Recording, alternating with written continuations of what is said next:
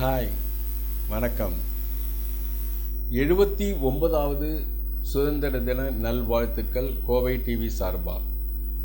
இந்த சுதந்திரம் வாங்கிறதுக்கு நம்ம எவ்வளவோ கஷ்டப்பட்டோம்.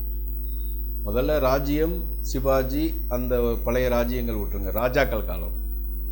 ராஜாக்கள் காலத்திலேருந்து சீப்பு சோப்பு விற்க வந்தவன், பிரிட்டிஷ்காரன் சீப்பு சோப்பு விற்க வந்தவன் மாயையை பயன்படுத்தி மாயையை பயன்படுத்தி நம்ம நாட்டை பிடிச்சிட்டான். மாயைனா உங்களுக்கு தெரியும்னு நினைக்கிறேன், புரியுதா? மது இல்லைன்னா மாது, இப்படி ஏதாவது ஒன்று காமிச்சு அதில் வீக்னஸ் ஆக்கி நம்ம நாட்டை பிடிச்சிட்டான்.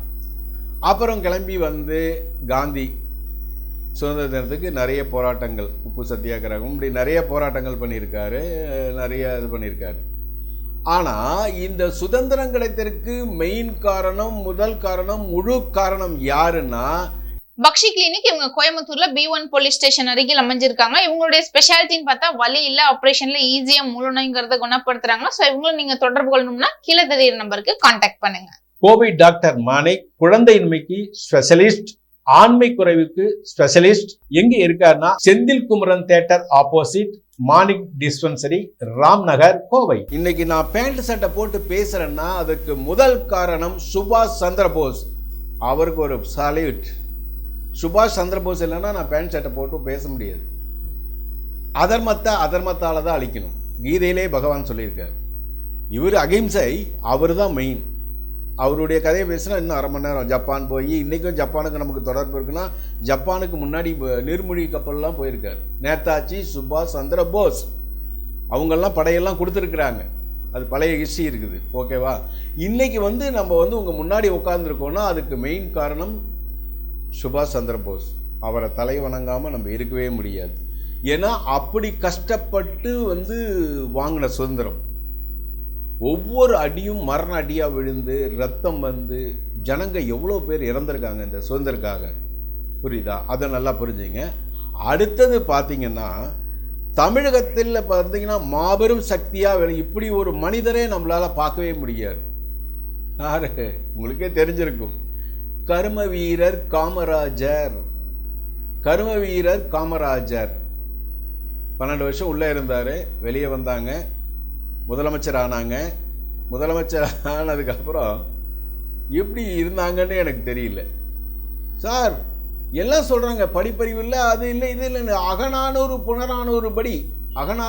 புறநானூறு படி ஆட்சி பண்ணியிருக்கார். அப்படி ஒரு முதலமைச்சரை இனியும் இந்த தமிழகம் சந்திக்குமாங்கிறது எனக்கு சந்தேகம்தான் சார். சில நேரம் அவர் இதை படித்து கண்ணு தண்ணி வெடிச்சிருக்க சார். நம்மளா இருந்தால் கூட அப்படி இருக்க முடியுமான்னு தெரியாது. காமராஜர் எத்தனை அணைகள் கட்டினது பூரா காமராஜர். நெய்வேலி நிக்லைட் கார்பரேஷன் கட்டினது காமராஜர். அது கேட்குறாங்க இன்ஜினியர்ஸ் எல்லாம் சார் இந்த மாரி கட்டுறதுக்கு லண்டன் போய் பார்த்துட்டு வரலாம் சார், இடத்தெல்லாம் போய் பார்த்துட்டு வந்தால் கொஞ்சம். காமராஜர் சார் செலவு, முதலமைச்சராக இருந்தாலும் செலவு பண்ணாமல் எப்படி? முட்டா பையில மதுரை மீனாட்சி கோயிலோட ஒன்று இருக்காடா, அது 4 வீதியும் போய் பார்த்துருவாங்கடா, அதை பார்த்து கட்டுங்க. இன்றைக்கும் பாருங்கள் நெய்வேலி அதே மதுரை மீனாட்சி மாரி தான் இருக்கும். 4 வீதியும் சுற்றி பார்த்துருவாங்க, அதே டைப்பில் கட்டுங்கன்னாங்க. லிக்னைட் கார்பரேஷன் நெய்வேலி இன்றைக்கும் அப்படி தான் இருக்குது.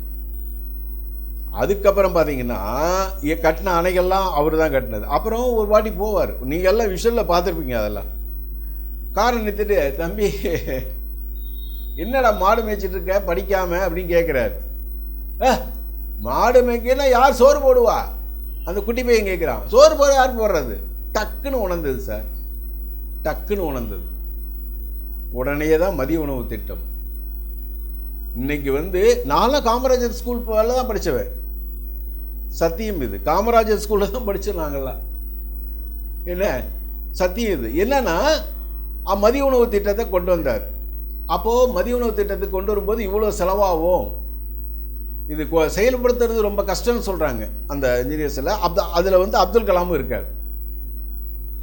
அப்போது செயல்படுத்துறது கஷ்டம் அப்படின்னு சொல்கிறப்போ சொல்கிறாரு, நான் பிச்சை எடுத்தாவது நான் படிக்க வைக்கிறேன்டா, நான் பணம் சேர்க்கிறேன். இன்னைக்கு தமிழகம் கல்வியில் உயர்ந்த உயர்ந்த உயர்ந்த உயர்ந்த நிலைமைக்கு போனது கர்ம வீரர் காமராஜர் தான். அவர் கட்டின ஸ்கூலு நிறையா வந்து அது ரிப்பேர் பண்ணாலே போதும், புது ஸ்கூலே கட்ட வேண்டாம், ரிப்பேர் பண்ணாலே போதும். நிறைய ஸ்கூல் பாருங்கள் மரத்தடியில் குழந்தைங்கள்லாம் படிக்குது. காமராஜர் இருந்தால் இந்த எல்லாமே வருமா? வராது. அப்படி ஒரு மகானை வந்து இந்த தமிழ்நாடு இனி வந்து பார்க்கறதுங்கிறது ரொம்ப சிரமம். காமராஜரை ஓவராக புகழறன்னு நினைக்க வேண்டாங்க, உண்மையும் அதுதான். அதே மாதிரி இனி ஒரு முதலமைச்சரை தமிழகம் பார்க்கவே முடியாது. சார் இன்னொரு டைம் போகிறாரு, ரயில்வே ட்ராக்கில் வந்து கேட் போட்டிருக்கா, காமராஜர் கார் நிற்குது. அப்போ இருந்த ஒரு உயர் போலீஸ் அதிகாரி போய் கேட்டில் இருக்க வாட்ச்மேனை மிரட்டுறா, சிஎம் வந்திருக்கார் ஓப்பன் பண்ணுன்னு. டே அவனை கூப்பிடுங்க அப்படின்னு இருக்கார் காமராஜர். கூப்பிட்டுருக்காங்க, என்ன பண்ண? இல்லைங்க நீங்கள் போகணுன்னு சீக்கிரம். அப்போ என்னை சாவடிக்க பார்க்குறியா?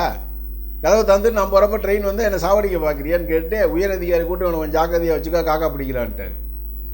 கேட்டு ஓப்பன் பண்ணி போனதுக்கப்புறம் திரும்பி வந்து அந்த வாட்ச்மேன்ட்ட, இந்த கேட்டுக்கு நீ தான் முதலமைச்சர், அரசியல்வாதி மிரட்டுறான் அரட்டுறான்லாம் நீ பயப்படக்கூடாது, புரியுதா? நீ தான் அப்படி தான் இருக்கணும் அப்படின்னு சொல்லிட்டாரு. அடுத்தது சார் எப்படி இப்படி இருக்காரு நமக்கு தெரியவே கிடையாது. ஒரு கலெக்டர், காமராஜர் பெரியல கலெக்டர், காமராஜருடைய கட்சிக்காரர். அது இன்னொன்று சொல்ல வந்துட்டேன், இன்னைய ஆளாக இருந்தானா கேட்டை ஒட்டச்சு பிச்சுட்டு போயிடுவான். காமராஜர்னால அதை சொன்னார். இது அடுத்தது ஒரு கலெக்டர் சினிமா தியேட்டரு ஓப்பன் பண்ண வர்றார். அதில் ஏதோ சில குறைபாடுகள் இருந்திருக்கு. அந்த கலெக்டர் பர்மிஷன் கொடுக்க மாட்டேன்ட்டார். நல்லா கேட்டுங்க, அந்த கலெக்டர் பர்மிஷன் கொடுக்க மாட்டேன்னு சொல்லிட்டார். உடனே நான் கட்சிக்காரர் காமராஜரா ஆகுன்னு இருக்காங்க. என்ன இருந்தாலும் சரி, நீங்கள் இதெல்லாம் சரி பண்ணுங்க, நான் சரி பண்ணிவிட்டு இது பண்ணுறேன் அப்படின்ட்டாங்க.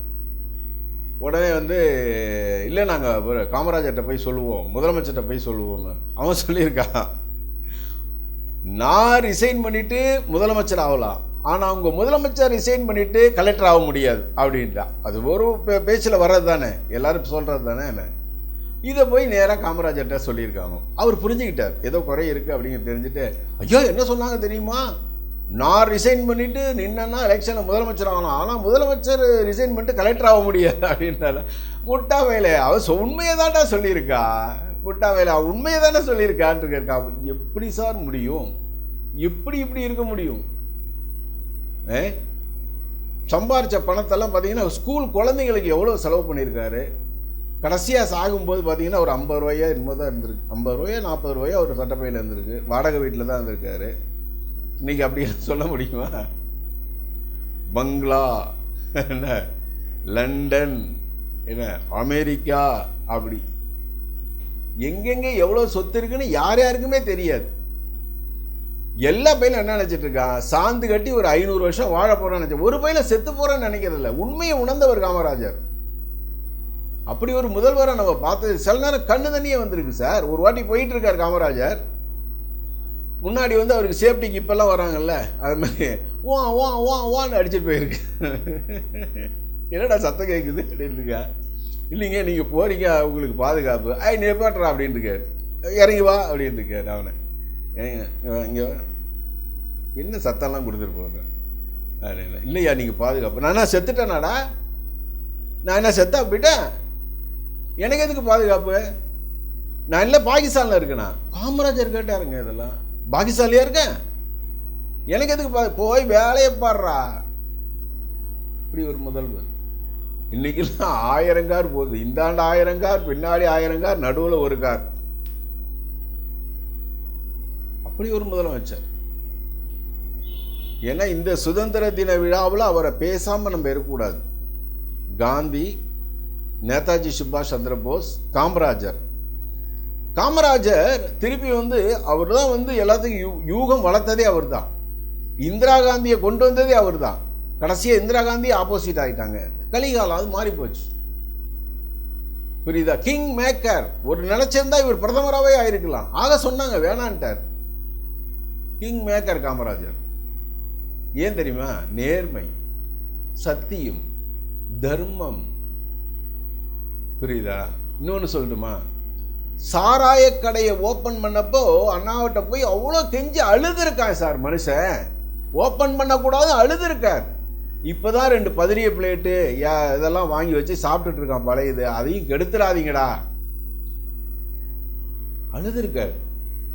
எப்படி ஒரு மனிதன் பாருங்க. ஆத்மார்த்தமா மக்களை நேசிச்சிருக்கார் காமராஜர். அழுதுருக்கார் சார். அதையும் மீறிட்டு சொர்க்கம் அது சொர்க்கம் அலையை ஓப்பன் பண்ணா. இன்னைக்கு பாருங்க நம்ம ஆளுங்க பூரா காலையிலேருந்து ஆரம்பிச்சிடறான், சாயந்தரமும் ஆரம்பிச்சிடறான், நைட்டும் ஆரம்பிச்சிடறான். குடும்பம் இதை தான் அன்னைக்கே காமராஜர் சொன்னார். 6 மணி ஆனால் சில பேரால் இருக்க முடியல. நல்லா தெரிஞ்சுங்க, அவன் எவ்வளோ பெரிய பில்கேட்ஸாக இருந்தாலும் சரிதான். நல்லா தண்ணி அடிக்கிறவன் நான் இல்லைங்க, எனக்கு அதுக்கு சம்மந்தம். பரிசுத்தமான ஆள் இப்படி கை நீட்ட சொல்லுங்க, அவனை இப்படி இப்படி இப்படி ஆடும். அவன் ஜேம்ஸ் பாண்டே இருந்தாலும் சரிதான், அதாவது ஃபுல்லாக பாடி பில்டரே இருந்தாலும் சரிதான், ஃபுல்லாக தண்ணி அடிக்க இப்படி நிப்பாட்ட முடியாது அவனால். கை 2 இப்படி ஆடிக்கிட்டே தான் இருக்கு. கொண்டு வந்து விட்டான்ல. இதுக்கு தான் காமராஜர் வேணான்னார். குடும்பம் நல்லா இருக்கணும், நாடு நல்லா இருக்கணும், மக்கள் நல்லா இருக்கணும், குழந்தைகள் நல்லா இருக்கணும், படிக்கணும். இன்னைக்கு தமிழகம் இந்த அளவு படிப்புல வந்து நம்பர் 1 ஆகிருக்கிறது காரணம் வித்திட்டவர் காமராஜர். இன்னைக்கு வந்து எல்லாம் மேலே வந்து போட்டு பூசிக்கலாம், நான் அதை கொடுத்தேன், நான் இதை கொடுத்தேன். அவர் அன்னைக்கு போட்ட சாம்பார் சாதம் இன்னைக்கு யார் போடுறா? எல்லாரும் விரும்பி சாப்பிட்டாங்க. இன்னைக்கு முட்டை கொடுக்குற, லட்டு கொடுக்குறாங்கடா. இவ பாதி அழுத்துறா, அவ பாதி அழுத்துறா, சமயக்காரி அழுத்துறா, எல்லாம் அழுத்துறா. கவர்மெண்ட் ஹாஸ்பிட்டலில் டாக்டர் இருக்கிறதில்ல, பிரைவேட் கிளினிக்கில் இருக்காரு. போகிறப்ப தான் வராரு, ஃபோன் பண்ணி கேட்க வேண்டியிருக்கு, ஐயா எங்கே இருக்கீங்க? மாதம் 2 லட்ச ரூபா சம்பளம், ஆம்புலன்ஸில் மட்டும் இன்வேர்டு. இந்த நிலைமையில தான் போயிட்டுருக்கு. ஸோ எல்லாம் பார்த்தீங்கன்னா பணங்கிற ஒன்றை தேடி போயிட்டே இருக்கானே தவிர மக்களுங்கிற பற்றி அதை சிந்தனைக்கே இல்லை. எல்லாரையும் நான் சொல்ல விரும்பல. 1 2 நாள் முன்னாடி தான் சொன்னேன். 25 கோடி கருத்தரிப்பு மையம்.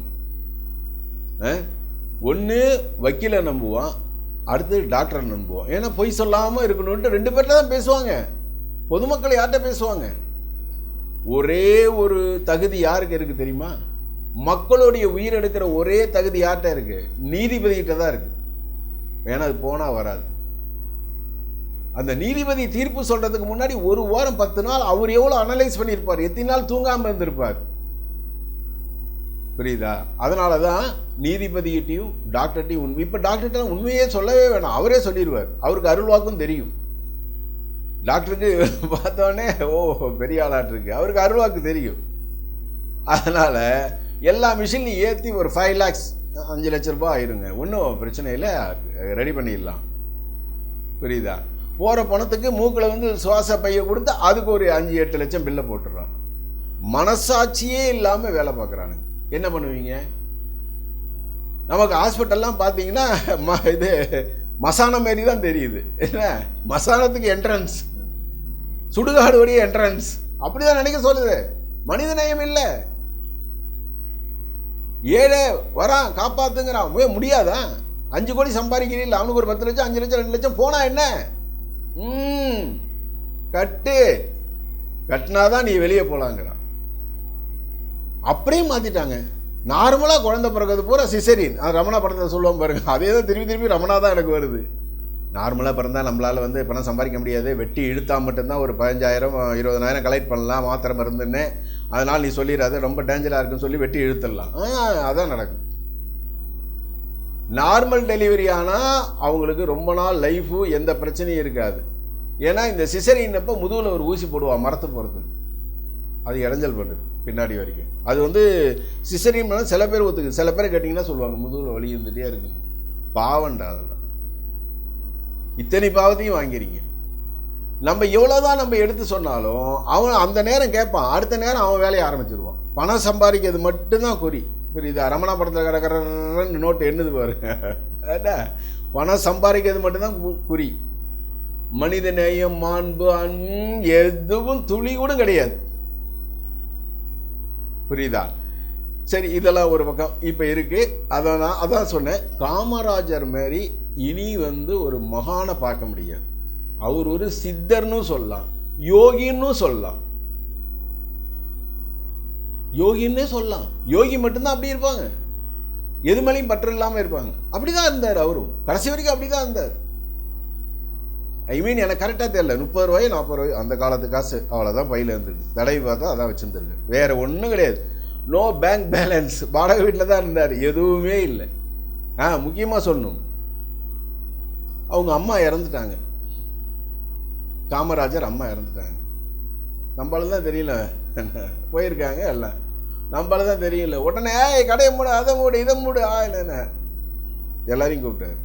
ஏண்டா அவளுக்கு வயசாயிடுச்சு, எங்கள் அம்மா செத்துட்டா, கடையை மூடு அதை மூடுன்னா, ஏண்டா நம்மளை பார்க்க வரவனா எங்கடா சோத்துக்கு போவான்? ஏண்டா இந்த முட்டாள்தனம் பண்ணுறீங்க? எப்படி பேசிட்டாரு பாருங்க சார். அவர்கிட்ட நயமும் இருக்கும், அன்பும் இருக்கும், மிரட்டலும் இருக்கும். அதுதான் காமராஜர். அது இறைவன் இயற்கையாகவே கொடுத்துருக்காரு சார், அவருக்கு இயற்கையாகவே கொடுத்துருக்காரு. காமராஜர் ஒரு வாட்டி தோக்கடிச்சான் சார், புரியுதா? தோக்கடிச்சப்ப அவன் வீட்டில எல்லாம் வெடி போட்டிருக்கானுங்க. அது ஜெயிச்சவன் வீட்டில எல்லாம் வெடி போடும்போது இவங்க கிட்ட வந்து சொல்றான், இதாங்க வெடி போட்டா. ஏன்னா நீ ஜெயிச்சப்ப நம்ம வீட்டில் வெடி போட்டில்ல, எப்படி நீ ஜெயிச்சப்ப நம்ம வீட்டில் வெடி போட்டில்ல. அதான் எல்லாத்தையும் நீர்த்த நிலையில இருந்து பார்த்த ஒரே தங்கமான மனிதர், மகுடம் சூடாத மனிதர், இன்றைக்கு ஏன் நினைவெல்லாம் இருக்கிற ஒரே மனிதர் காமராஜர். அதுல எந்த மாற்றமும் இல்லை. நினைச்ச பிரதமராக இருக்கலாம். முதலமைச்சர் பதவி தூக்கி எறிஞ்சிட்டார் சார், வயசாயிடுச்சுன்னு தூக்கிட்டார். எனக்கு வேணாம், வயசாயிடுச்சு. யாரும் சொல்ல முடியுமா? சாவர வரைக்கும் இருக்காங்களே நிறைய பேர். என்ன முதலமைச்சர் பதவி தூக்கி எறிஞ்சிட்டார், வயசாயிடுச்சு வேணான்னு. நேருவுக்கு அவருக்குமே கொஞ்சம் முட்டிச்சு, அதெல்லாம் வேணாம், முடியாதுன்ட்டார். அதனால காமராஜர் மனிதன் அல்ல, ஒரு பெரிய மகான். நீங்கள் என்னென்ன இருந்துன்னா அவருடைய ஹிஸ்ட்ரியை படிங்க. காமராஜருங்கிற ஒரு படமும் இருக்குது, அடிக்கடி நம்ம கோபை டிவிலையும் போடுறோம், அதையும் பாருங்கள். இன்னைக்கு இந்தளவு சிறப்பாக இருக்கிறதுக்கு காரணம் நம்ம தான். அடுத்த பக்கமாக ரஷ்யா, நம்ம அமெரிக்கா இன்னைக்கு அநேகமாக பேச்சுவார்த்தைன்னு நினைக்கிறேன். பேச்சுவார்த்தையில் என்ன நடக்கும் சொல்லட்டுமா? உலகத்திலேயே ரஷ்ய அதிபர் புடினை யாரும் அசைக்க முடியாது. பக்கா கில்லாடி, பயங்கர டேலண்ட்.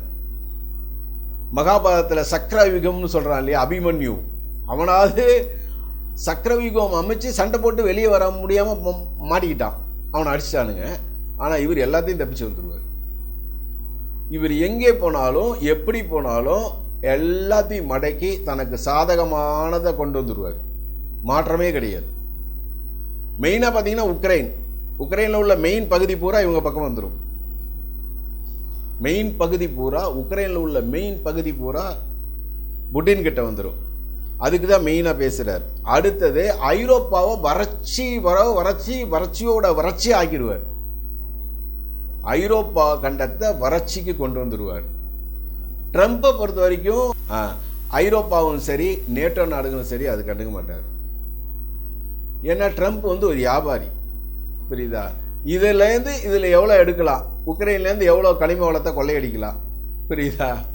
அந்த நாட்டில் என்னென்ன ஐட்டம் இருக்குது எல்லாத்தையும் நம்ம அதுதான் இது பண்ணி நீ எதை வேணா எடுத்துக்கோ, நான் இதெல்லாம் எடுத்துக்கிறேன். ஜெலன்ஸ்கி அப்படின்னா போதும், போடு கையெழுத்த, அவ்வளோதான், முடிஞ்சு போச்சு உக்ரைன், புரியுதா? உக்ரைன் முடிஞ்சா நேட்டோ முடிஞ்சா ஐரோப்பா. எனக்கு தெரிஞ்சு 25-26 ஐரோப்பாவை சுத்தமாக முடிச்சு கட்டிடுவாங்க, புரியுதா? அதில் எந்த மாற்றமும் கிடையாது. ஆனால் ஐரோப்பாவில் இருக்கவங்க எல்லா தலைவர்களும் அச்சத்தில் இருக்காங்கன்னு இப்போலேருந்தே நியூஸ் வந்துட்டு தான் இருக்கு. இதை பாபா வங்காவும் சொல்லியிருக்காரு, ஐரோப்பா கண்டா அழியும், இது பாபா வங்காவும் சொல்லியிருக்காரு. ஆனால் இப்போ அச்சத்தில் இருக்காங்க. புடினுடைய பார்வையெல்லாம் இப்போ அதில் தான் இருக்கு. ஏன்னா பணமாக அள்ளி கொடுக்குறான் சார். ரஷ்யா போர் புரியும் போது பணமாக அள்ளி கொடுக்குறான், ஆயுதமாக அள்ளி கொடுக்குறான், புரியுது? ஐரோப்பா. ஏன்னா நீ உக்ரைனை வந்து வெல்லலைன்னா நாளைக்கு வந்து ஐரோப்பா வந்துருவார்னு நினைச்சான். ஆனால் உண்மையாக நடக்க போகிறது ஐரோப்பா வர. சாத்தான் 2ன்னு ஒரு ஏவுகணை வச்சிருக்காரு. அது தலையில் ஒரு 10 அணுகுண்டதை கட்டி வச்சிருக்காரு. என்ன 10 அணுகுண்டு? என்ன தெரியுமா பண்ணும்? நாகசாகி ஹீரோஷிமாவில் போட்டால ஜப்பான்ல அமெரிக்கா, அதை விட 1000 மடங்கு அதிகம் ஒரு குண்டுக்கு பவர். அப்பனா பார்த்துங்க, 1000 மடங்கு அதிகம். அது 5600 கிலோமீட்டர் போகும், எந்த பிரச்சனையும் கிடையாது, பிரிஞ்சு பிரிஞ்சு அடிக்கும். அதனால் புடின் எந்த காரணத்திலையும் எந்த நேரத்திலையும் எதையும் இழக்க மாட்டார்.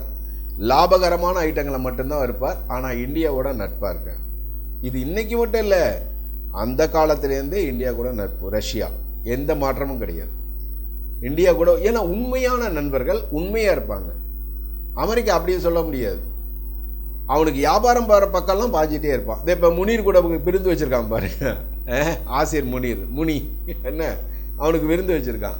வச்சா என்ன வக்காட்டி என்ன, அவன் விருந்து வச்சு சோறு தின்னதுக்கு நான் ஏவுகணை வச்சுருக்கேன், நான் அங்கே அடிப்பேன், நான் இங்கே அடிப்பேன், நான் குங்க அடிப்பேன்னு அவன் வளரிட்டு இருக்கான். அங்கே பிச்சை எடுத்துட்டு இருக்கு. புரியுதா? உண்மை நிலவரத்தை எல்லாத்தையுமே பேசணும், பொய் பித்தலாட்டம் பண்ணக்கூடாது. ஓகேவா? ஏன்னா உண்மை நிலவரம் அதுதான். இந்தியா என்ன நினைச்சாலும் என்ன பண்ணாலும் பண்ணலாம். ஏன்னா உட்கட்டமைப்பு பூரா ஃபுல்லாக வளர்த்துட்டார் 10 வருஷத்தில். இராணுவம் அது இது உள்நாட்டுக்குள்ளேயே நிறைய வளர்ந்துருச்சு. இதுக்கு ரஷ்யா உதவி பண்ணியிருக்கு. ஆவடி ஃபேக்டரியில் 2 பேரும் கூட்டில் தயாரிச்சுட்டு இருக்காங்க, சென்னை ஆவடி. இதுக்கு இதெல்லாம் தெரியும். ஸோ ரஷ்யா உதவி பண்ணியிருக்கு. ரஷ்யா என்றைக்கும் நம்மளுடைய நிரந்தர நண்பன், அதில் எந்த மாற்றமும் கிடையாது. புரியுதா? நீ ரஷ்யா கூட உறவு வச்சுக்கிறதுனால தான் நான் கட் பண்ணுவேன்னா அதை பற்றி மோடி கவலவும் பட மாட்டார். அதான் நடக்குது. ஓகே நேயர்களே, இன்னும் நிறைய நிகழ்ச்சி இருக்குது. இன்றைக்கு அந்த 79வது சுதந்திர தின விழா இனிமையாகவும் இளமையாகவும் நம் நாடு இருக்குது. ரொம்ப ரொம்ப முக்கியம். பெற்ற தாயை விட தேசம்தான் நம்மளுக்கு முக்கியம். பெற்ற தாயை விட தேசம்தான் முக்கியம். அப்படி தான் காமராஜர் இருந்தார். அவரை போல தான் நம்மளும் இருக்கணும். ஓகேவா? நன்றி, வணக்கம்.